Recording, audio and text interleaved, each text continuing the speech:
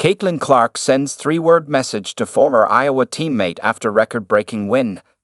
Caitlin Clark might have left Iowa, but Iowa hasn't left her yet. While the Indiana Fever star is enjoying her offseason and focusing on her recovery, her former team racked up one of the most impressive wins of all time. Iowa crushed Evansville 119-43, which turned out to be the most points the program had in a game. That is 4 more than Iowa's highest tally during Clark's tenure, which also came against Evansville.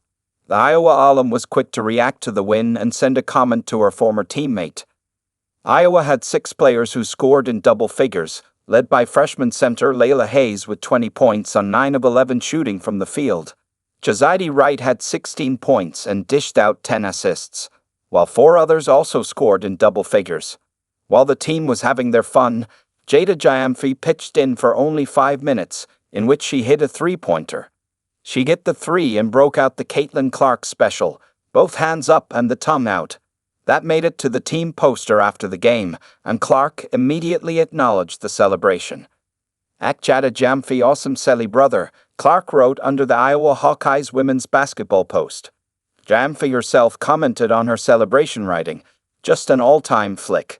It's now the iconic Caitlin Clark celebration, which she used to do almost always on every big shot.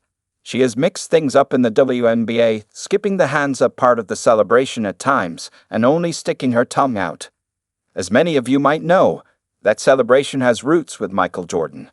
Clark often adds her flair to it. However, she has admitted to just going with the flow and not focusing too much on her celebrations. "Caitlin, you went from the Jordan shrug, and I looked at there's a couple photos and videos of you after hitting threes. You started sticking your tongue out. Like, have you gone from the Jordan shrug to like the Jordan thumb out after a big shot?" One reporter asked Clark in May last year. To which the Phenom replied, "Honestly, sometimes I don't even know. You just get so excited once you hit a shot. I think the Jordan shrug is still the go-to, though." Clark draws a lot of inspiration from Jordan, with her college coach, Lisa Bluder, drawing a page out of Jordan's playbook. Even when it comes to her golf, Clark was spotted at Jordan's invite-only golf club less than a week before the Annika Pro-Am.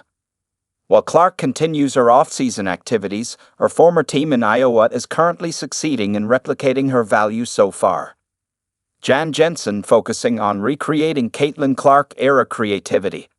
The Iowa Hawkeyes were at their highest with Caitlin Clark. They reached 2 national finals in a span of 4 years. Something like that was considered impossible for the Hawkeyes until Clark came along. She was the heart and soul of the team from that point guard position. Of course, there would be a lag when a player like Clark leaves the program.